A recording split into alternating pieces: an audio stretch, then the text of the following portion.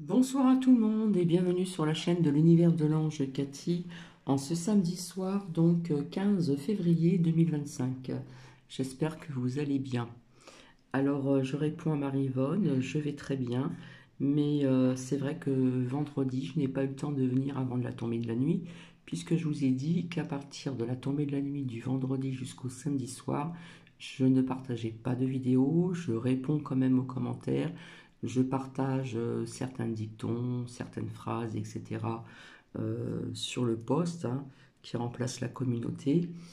Donc je remercie quelques personnes pour des commentaires, surtout aussi Carmen et Marivonne, qui Carmen explique aussi l'amour, c'est l'amour du vivant, hein, c'est-à-dire des végétaux, des animaux, surtout des animaux aussi, et puis ceux aussi qui font des bons actes avec leur cœur, comme être bénévole ou autre, etc. etc. Donc peut-être que j'ai oublié aussi un commentaire que j'ai apprécié. Je ne sais plus, je n'ai pas noté le pseudo, je m'en excuse d'avance. D'avance, pardon. Donc petit capoute, voilà, donc la nuit est tombée, je reviens vers vous. Et non pas pour faire parler les oracles, nous verrons ceci donc demain, parce que voilà, au niveau des énergies, je préfère attendre demain. Voilà. Donc petit capoute, hop, à la vôtre. Donc j'espère que vous avez passé une bonne journée. Alors ici, nous avons quand même eu un temps, quand même, on va dire, ensoleillé, un temps clément, froid certes, mais ensoleillé. Et je pense que demain, nous aurons encore du soleil. Donc croyez-moi que ça fait du bien d'avoir un peu de soleil aussi, même s'il fait froid, puisque ce matin, l'herbe était un petit peu gelée quand même. Mais vaut mieux un froid sec, un froid humide, et puis que ce soit de la grisaille. Donc j'ai profité pour faire quelques petites choses ici, des vitres, des rebords de fenêtres, etc. Voilà, voilà. Autrement, merci pour Nookim, pour les personnes qui pensent à Nookim, merci à Marie-Clémence, etc., etc., etc. Donc je vais commencer par le dicton du soir. Lorsqu'on adresse une prière au ciel, on ne sait jamais quelle merveille nous apportera la lumière. Ceci est de Johann Wester Anderson. Voilà, voilà. Donc, j'ai découvert quelque chose hier soir. Je l'ai à peine écouté. Et ça parle souvent de ces îles françaises que l'on oublie. Pour moi, ce sont les oubliés. Voilà, moi je vais appeler ça comme ça. Des îles françaises, des îles qui sont oubliées, dont on va écouter ensemble si vous le souhaitez. En ce qui concerne donc, comment dire, euh, en Guadeloupe, l'hôpital public en état de mort clinique. C'est grave, parce qu'on s'intéresse à ce qui se passe en France, à l'étranger, mais c'est rare quand on parle des îles françaises. D'accord? Donc il se passe certaines choses, voilà, il y a peut-être des personnes qui le savent. Donc vous avez donc aussi Mayotte, je vous avais dit, et j'avais sorti donc dans ces lames, rappelez-vous, euh, ici je vous disais que je voyais donc une île. Hein, je vous avais dit qu'on parlerait d'île, donc on a parlé de Mayotte. Est sortie cette petite carte ici, hein, où ça représente une île. Et puis ici, où je vous ai dit, on va entendre parler d'une île. Et pour les personnes qui m'ont suivi, rappelez-vous, quand je vous ai parlé des énergies de 2025, je vous avais dit, je vous avais parlé qu'il y aurait des bâtiments en feu et un hôpital. D'accord? Et il me semble, hein, je ne suis pas certaine, on va l'écouter ensemble, qu'il y a un hôpital qui a été touché par le feu, il me semble, en Guadeloupe. Alors il y a peut-être des personnes qui vont pas bien comprendre l'accent, parce que là-bas ils ont un accent. Voilà. Donc pour moi ce sont des personnes que l'on oublie, ces îles françaises. Voilà. Vous allez écouter, vous allez voir. J'espère que vous allez comprendre. Voilà. Euh, Puisque dans mon enfance, quand mes parents ils ont acheté, quand j'étais petite en région parisienne, un appartement qu'ils ont vendu pour après aller dans le sud, euh, ils ont fait la connaissance d'un couple qui avait des enfants martiniquais.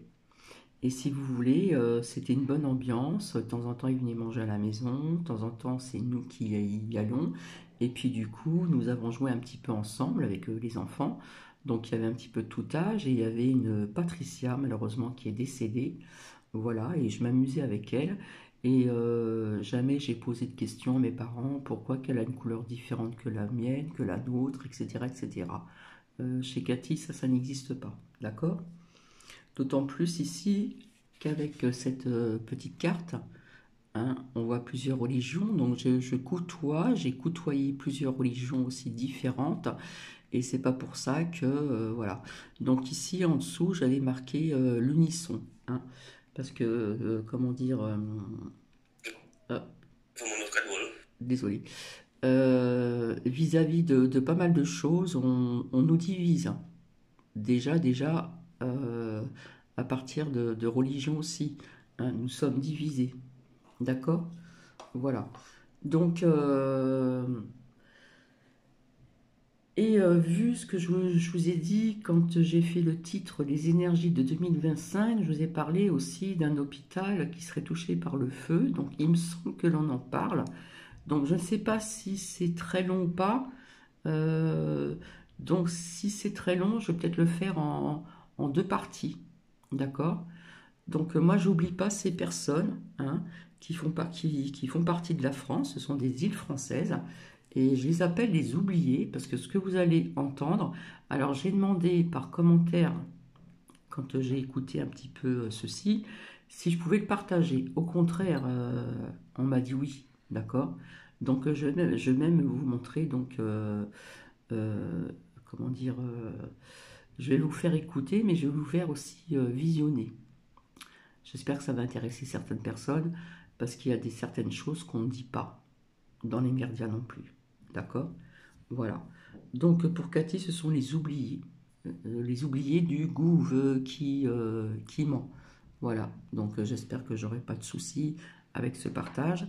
Mais en attendant, ce que vous allez écouter, ben, on se demande ce qui fait le Gouv. Hein? Qu'est-ce qu'ils font? Qu'est-ce qu'ils font? Quand vous allez entendre certaines choses, vous allez dire, bon, il y a des choses qui se passent aussi ailleurs, hein, que la Guadeloupe, aussi en France. Mais pour moi, ce sont quand même les oubliés. Alors parfois le matin, je regarde Arte, alors de bonne heure, ils vous passent des recettes. Alors parfois, ça nous parle, ils nous montrent des images très jolies de plusieurs pays différents, que ce soit aussi même des îles.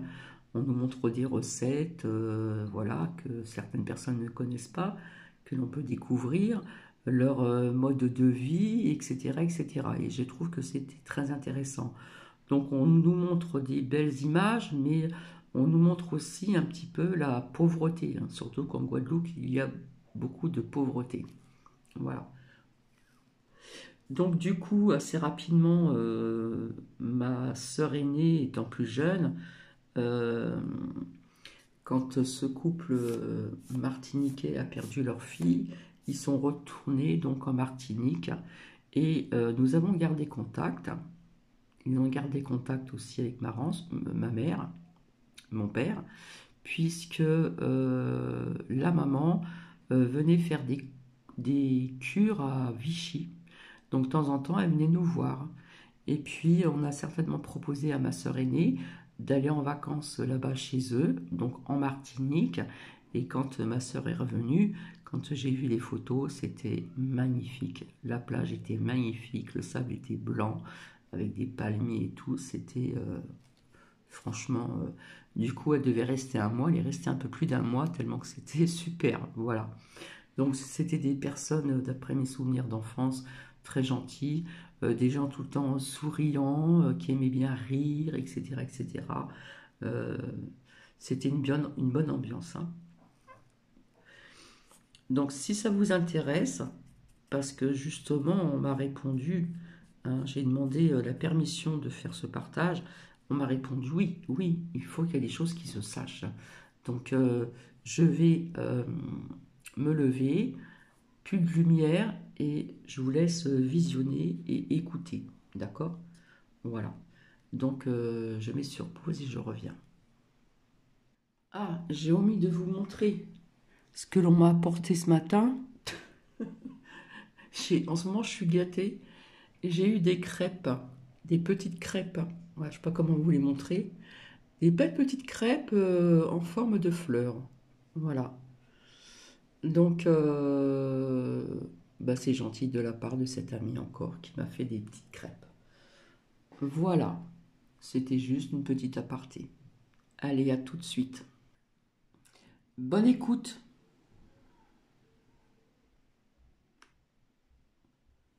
Et surtout la souffrance des Guadeloupéens sur le manque de considération. Pour nous, c'est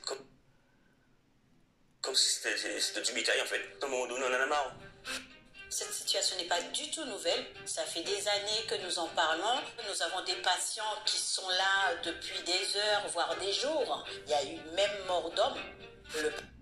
Alors, je vous explique.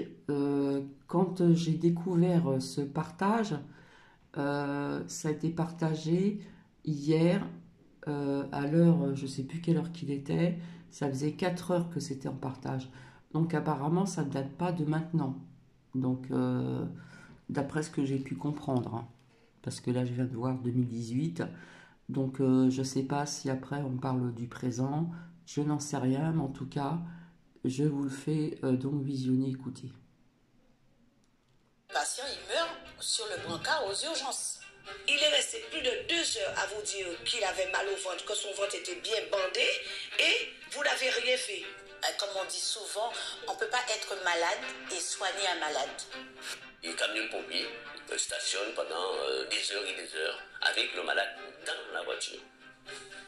D'accord? C'est un scandale. Mais c'est pas un scandale.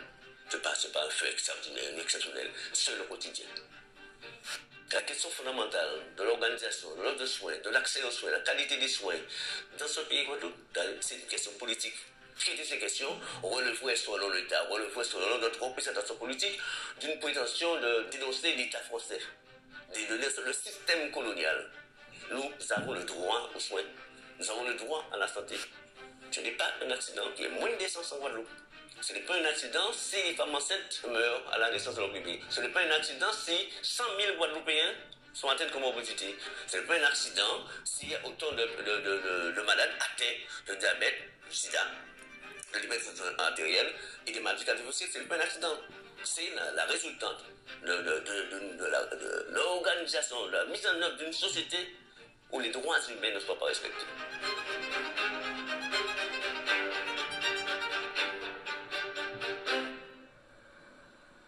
En décembre dernier, Jocelyn Zou, un pompier du SDIS de Guadeloupe, publie une vidéo choc.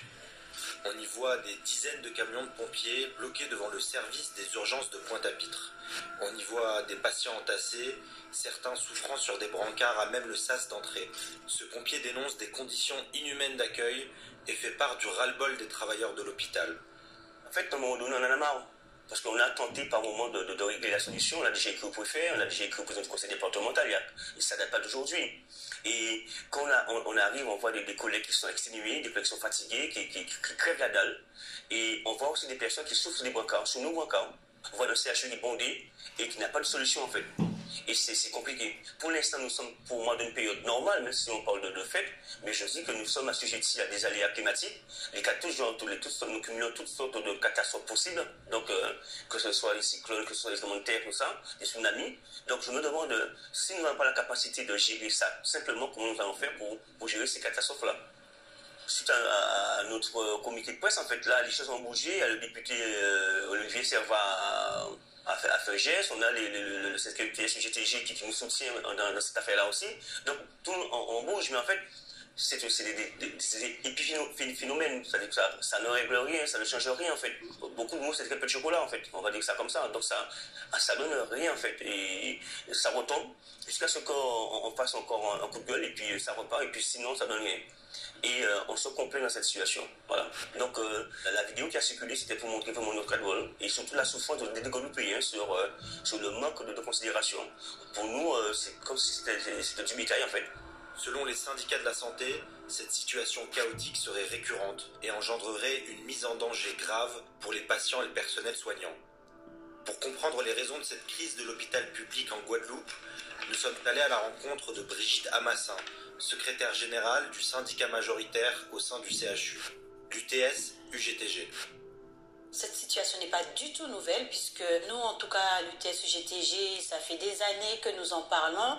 Précisément, nous avons une grève avec le personnel des urgences en juillet 2019 par rapport aux conditions de travail de ce personnel, l'engorgement effectivement qui existe en tout cas aux urgences et le manque de médecins puisqu'à ce moment-là, c'était quand même une grève qui avait du poids, on va dire, parce qu'il y avait aussi les médecins urgentistes qui s'étaient alliés au personnel pour mener cette grève et faire entendre à la direction à l'ARS également qu'il y avait un manque de temps plein d'urgentistes aux urgences et qu'il fallait que ça bouge. Ça existe aussi dans l'Hexagone, mais plus chez nous, on voit la difficulté parce que nous sommes le seul CHU, centre hospitalier université de Guadeloupe.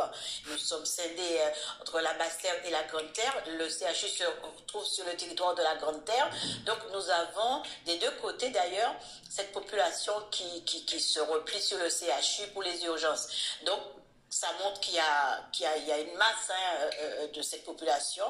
Malheureusement, pas de médecins, pas suffisamment d'effectifs. Donc, on se retrouve avec cet engorgement aux urgences. Le personnel occupé dans les box à courir entre les brancards, puisqu'il faut bien comprendre que les brancards, ils sont là. Il y a 40 brancards dans l'enceinte des urgences. Il faut passer au travers. Nous avons des patients qui sont là depuis des heures, voire des jours, qui peuvent passer de 24 heures à plus de 24 heures. Tout simplement, ils ont été vus, ils attendent le médecin, ils attendent l'avis de spécialistes, que ce soit neurologique, cardio, assez souvent c'est la cardio, il n'y a pas suffisamment de spécialistes. Donc, ce qui fait que le temps d'attente, il demeure et ça embolise les cas aux urgences. Est-ce que, par exemple, il y a eu des cas où justement les conséquences de cette attente ont eu vraiment des implications pour les patients? Vous avez des exemples? Absolument, je dirais il y a eu des cas, il y a eu même mort d'homme, puisque l'attente, le patient, il meurt sur le brancard aux urgences. D'accord? Parce qu'il n'a pas eu en temps et en heure l'avis du spécialiste qui n'a pas pu être là. Il y a aussi la prise en charge qui n'a pas été faite dans la salle d'attente arrivée parce que les collègues ils sont occupés, puisque je vous dis, il y a 40 lits et 20 fauteuils dans l'enceinte du service et ils sont tous occupés. Donc ceux qui sont forcément dans la salle d'attente, ils ne se plaignent peut-être pas. Mais la douleur, elle est intérieure, elle est là. Donc, il y a des patients qui meurent aussi dans la salle d'attente. Donc, c'est ça les conséquences aussi de cette embolisation au niveau des urgences.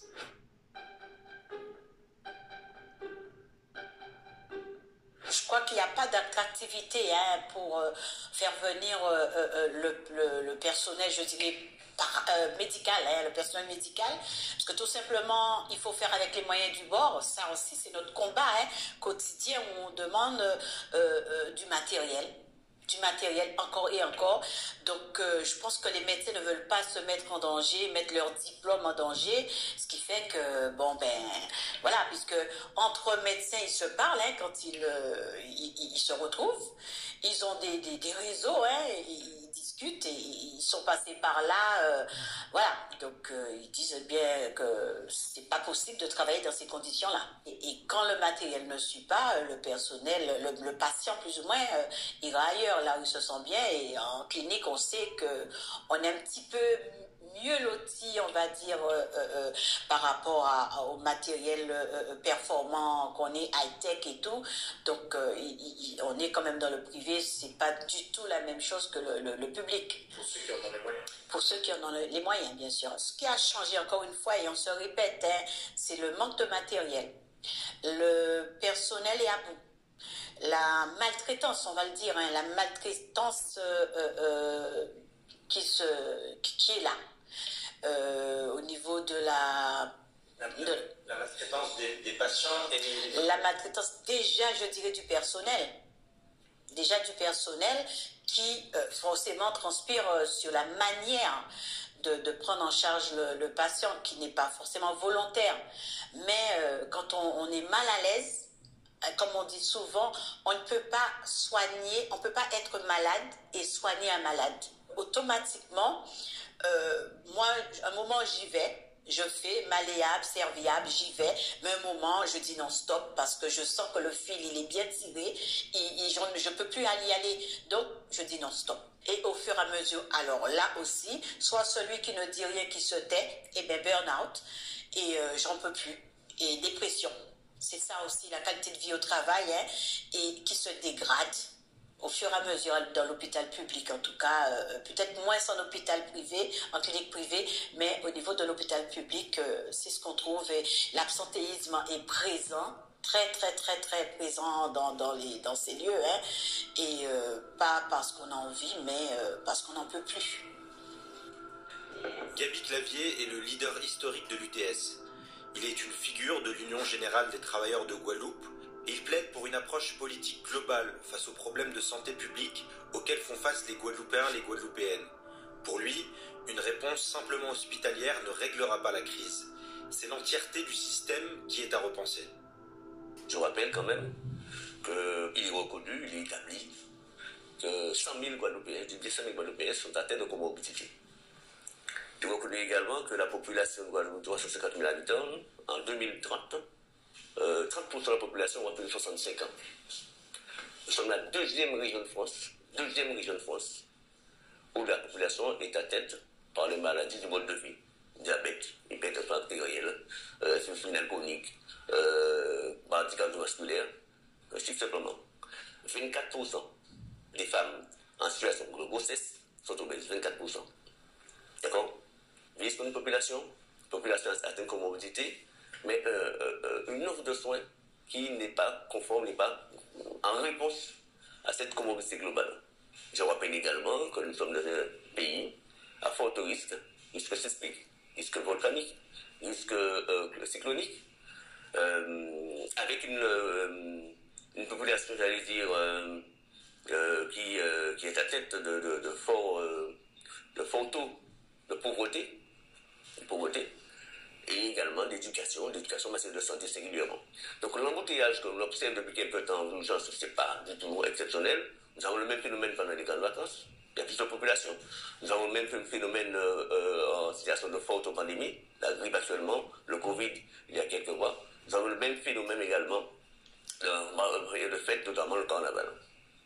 Donc cette réponse hospitalière, cette réponse de santé publique, nous avons tout le temps réclamé. D'abord, pour que les personnes, un malade qui arrive aux urgences soit, avant d'arriver aux urgences, si on peut éviter l'arrivée aux urgences, ça veut dire qu'il y ait une réponse de ville. Ça veut dire qu'il y ait également, quand la personne arrive aux urgences, que la personne soit rapidement ventilée par les services de soins. Or, je rappelle que le CHU, c'était 900 lits de place avant l'incendie de 2017. Un incendie vient de se déclarer. Les pompiers interviennent très rapidement et découvrent le bâtiment totalement submergé par une épaisse fumée. Les autorités prennent alors la décision d'évacuer tout l'hôpital. L'incendie a disloqué totalement l'offre de soins. Nous avons réclamé après l'incendie le nettoyage et la décontamination totale du CHU avant d'organiser le retour. Ça n'a pas été fait. Donc jusqu'à récemment, certains services, certains étages étaient non affectés du fait de la non-contamination et qui empêchait donc le redéploiement, le retour des malades au CHU. Le CHU est totalement vétuste, le CHU ne répond pas aux normes sismiques et il est également trop petit. Donc nous observons maintenant de 700 lits et places, nous sommes tombés à près de 700 lits et places pour le nouvel établissement. Aujourd'hui, nous avons une vraie réalité, c'est que le CHU étant allez dire, ne paye plus par ces déficits structurels. Je rappelle qu'en 2024, le déficit est monté à près de 68 millions d'euros. Déficit structurel. Alors on explique ça par le fait d'abord la durée même des séjours, bien évidemment, les pathologies, il y a des pathologies, les retards de prise en charge, et bien évidemment, qui dit retard de prise en charge, d'hospitalisation de courte durée est possible, en mobilisation des lits, mais également les charges de fonctionnement. Ces charges de fonctionnement qui sont incompressibles, puisque je rappelle que la totalité des produits consommés dans ce centre d'hôpital sont des produits importés, avec des charges, les frais d'approche que l'on sait. On sait également, en plus de la durée de séjour qui est exorbitant, les charges de fonctionnement en approvisionnement, en approvisionnement surtout en médicaments, et bien évidemment les questions d'organisation et de performance des organisations. Ça ne peut créer quoi? Que des situations inadmissibles en matière d'organisation des soins. Pas de brancard, pas de lit, pas de papier toilette, pas d'essuie-tout, pas de seringues, les dispositifs médicaux impossible de les avoir, pas de vis par exemple au bloc, et donc ça désorganise les soins et ça crée bien évidemment des surcoûts de fonctionnement qui sont impossibles. Alors bien évidemment vous me direz si c'est une situation qui dure depuis plusieurs années, pourquoi c'est pas réglé? Oui. Pourquoi c'est pas réglé? Car on a vu la direction, l'État. Bon, la direction, d'une part, faut savoir une chose, c'est que les directeurs d'établissement passent 3 ans de passage, ils font leur projet, ils font leurs organisations, ils sont notre bien. Alors il fallu bien évidemment que les vraies questions soient posées sont été. Quel type de système de santé qui serait le plus opérant pour répondre aux besoins de santé de la population? Appeler l'État sur ces questions-là, on nous répond quoi? Vous avez déjà un hôpital neuf, taisez-vous. On a investi près de 600 millions d'euros pour la construction d'un hôpital neuf. L'État participe déjà au financement du déficit. Ne nous réclamez pas. Donc aujourd'hui, notre démarche est simple. On peut avoir un nouvel établissement. Mais si c'est un établissement avec moins de lits, sans vision politique de l'organisation, des impératifs de santé publique, on aura quoi? Un hôpital également en dysfonctionnement et en déficit. Et bien évidemment, dysfonctionnement, déficit, absence de prise en charge tardive et surmortalité. C'est simple. Sans compter bien évidemment le fait qu'un hôpital, c'est un maillon d'une chaîne depuis l'amont jusqu'à l'aval, médecine de ville, prévention, éducation de santé, prise en charge des maladies qu'on observe qui une prévalence importante, et en aval. Si le système de santé, l'organisation des soins ne prend pas en compte cette réalité, on ne fera que du replaquage.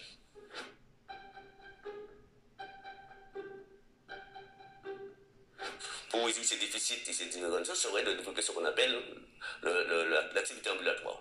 L'activité ambulatoire qui consisterait à faire en sorte que le malade n'entre pas, qu'il n'y ait pas de séjour hospitalier, que le malade fasse son intervention, puis soit pris en charge pendant une journée, et retourne à son domicile. Mais selon son domicile, il y a une personne il faut qu'il y ait un soignant pour les malades qui nécessitent un soin, des soins continus post-hospitaliers, post-soins hospitaliers. Il aurait fallu également que le malade dispose de l'eau, de l'électricité, soit que la maison soit salubre. Et sortir ce malade-là de manière rapide du circuit hospitalier, cela ne peut se penser que ces malades puissent bénéficier d'abord en amont et pour l'hôpital d'une continuité et d'une qualité des soins. Alors c'est tout ce contexte, tout cette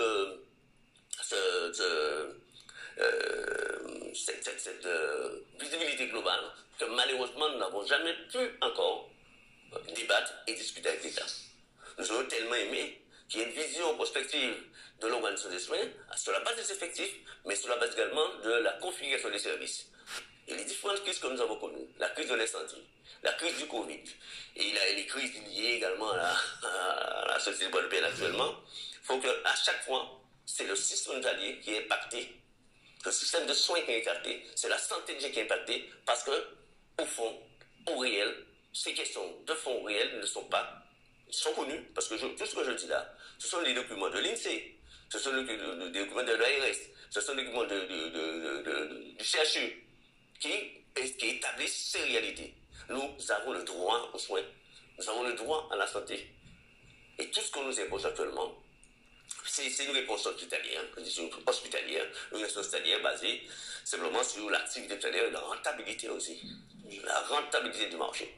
Alors quand on a une prévalence de diabète, de l'hypertension artérielle aussi important, vous savez, il y a beaucoup de clients en Guadeloupe.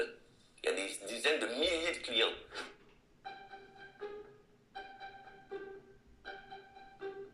La question fondamentale de l'organisation, de l'offre de soins, de l'accès aux soins, la qualité des soins, de la formation des professionnels de santé, du soin en amont, du soin en aval, de la démographie médicale dans ce pays, c'est une question politique.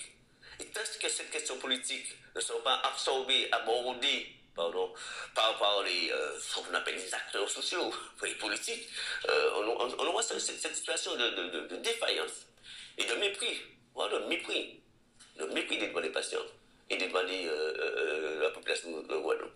Malheureusement, comme je dis, les gens qui décident, ils sont envoyés par Paris, ils font leur séjour, ils repartent, ils déclinent leurs difficultés en matière financière, en matière d'organisation des soins, en matière de qualité professionnelle, en matière de formation, et ils s'en vont. Et nous retrouvons, nous, avec des urgences, comme vous avez vu, où les camions de pompiers stationnent pendant des heures et des heures avec le malade dans la voiture. C'est un scandale. Mais c'est pas un scandale, c'est pas un fait extraordinaire, exceptionnel, c'est le quotidien. Ce que nous exigeons, c'est une visibilité politique, une visibilité, un projet politique de santé, un projet politique de santé en Guadeloupe. Donc ça signifie qu'on met tout sous la table. Pourquoi cette population, pourquoi cette population soit aussi vieillissante? Ok? Ce n'est pas un accident. Ce n'est pas un accident qui est moins d'essence en Guadeloupe. Ce n'est pas un accident si les femmes enceintes meurent avec la naissance de leur bébé. Ce n'est pas un accident si les bébés meurent prématurément. Ce n'est pas un accident si 100 000 Guadeloupéens sont atteints de comorbidité. Ce n'est pas un accident s'il y a autant de jeunes qui s'entretuent. Ce n'est pas un accident s'il y a autant de malades atteints de diabète, du sida, de l'hypertension artérielle et des maladies cardiovasculaires. Ce n'est pas un accident. C'est la résultante de l'organisation, de la mise en œuvre d'une société où les droits humains ne sont pas respectés. Poser ces questions, traiter ces questions, relever selon l'État, relever selon notre représentation politique d'une prétention de dénoncer l'État français, de dénoncer le système colonial et de faire la part libre aux séparatistes. Le premier qui dit la vérité, il doit être exécuté. C'est un classique. Okay? Avec la conséquence annoncée, une fois qu'on dénonce l'État, qu'on met en cause ses prétentions, ses oukases et autres décisions, nous sommes réprimés. Donc la répression fait partie de la lutte pour nous. Ça fait partie de la lutte. Okay? Nous n'avons aucun souci là-dessus, mais parce que nous sommes exposés à la répression depuis 1635, la première arrivée des Européens dans ce pays. Un militant syndicaliste de l'UGTJ normal, s'il n'a jamais eu une journée gratuite, c'est pas un militant. D'accord? S'il n'a jamais eu une journée gratuite, s'il n'a jamais été tabassé par la police, s'il n'a jamais s'il n'a jamais défoncé sa maison à 6 h du matin pour une perquisition, c'est pas un militant. À partir du moment qu'on est militant, on dit, on réclame, on éclaire, on participe, ok? Nous sommes des séparatistes terroristes, il faut nous traiter comme des terroristes. Et bien évidemment avec une justice aux ordres. Une justice aux ordres. Ok? C'est sur ce contexte de répression de toutes les forces qui sont opposées au colonialisme, hein, pour ce qu'il est, pour ce qu'il est, pour ce qu'il pratique, ce qu'il a pratiqué hier, ce qu'il continue de pratiquer, qui nous mobilise, qui nous importe et qui nous soutient dans cette détermination à dire que nous ne sommes pas les seuls. Nous ne sommes pas les seuls, mais nous avons, pour les générations futures, pour les enfants, okay, pour notre participation au combat international contre toutes les oppressions, toutes les négations, toutes les indignités, nous avons, encore une fois, nous animons nos rôles syndicales dans la santé et en Guadeloupe qui participe à ce Conseil international de liberté des peuples.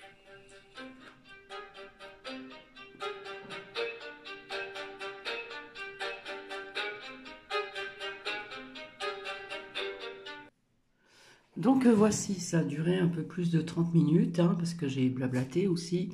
Donc apparemment ça ne date pas de maintenant, hein, d'après ce que j'ai pu comprendre comme vous, mais cette vidéo est sortie donc vendredi, donc hier, en fin de soirée, et, euh, et voilà.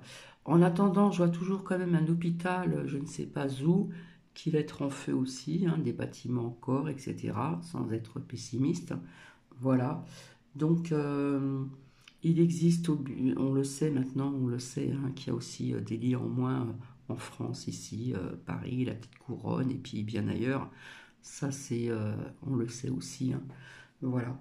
Mais bon, je tenais quand même à vous faire partager ceci, parce que je trouve que c'est important aussi. J'ai trouvé que c'était quand même utile quand même de le savoir, parce que c'est vrai qu'on pense très peu aux îles françaises, tout simplement. J'ai eu Nuki qui a voulu venir sur mes genoux, donc je l'ai porté. Je lui ai fait plein de bisous et du coup il est redescendu. Voilà, donc je vous souhaite une agréable soirée. Alors je ne sais pas si ça va intéresser grand monde, mais en tout cas, d'après ce que j'ai vu avec vous, ça ne date pas d'aujourd'hui. Mais bon, s'ils le font, s'ils ont sorti cette vidéo, hein, si cette chaîne a sorti cette vidéo d'info, c'est que c'était important quand même, voilà, important de le savoir. Et en France, ici, comme je vous dis, Paris, la Petite Couronne ou ailleurs, un petit peu partout dans la France, nous savons très bien qu'ils ont retiré des lits, etc. Il y a aussi un manque de personnel, on attend aux urgences, etc. Enfin bref, voilà. Donc sur ce, je vous laisse et je vous retrouve donc demain matin. Et donc je vous fais des bisous et passez une très belle soirée. Prenez bien soin de vous, prenez bien soin de vos proches. Et puis n'hésitez pas à mettre des commentaires si vous le souhaitez. Bisous, bisous.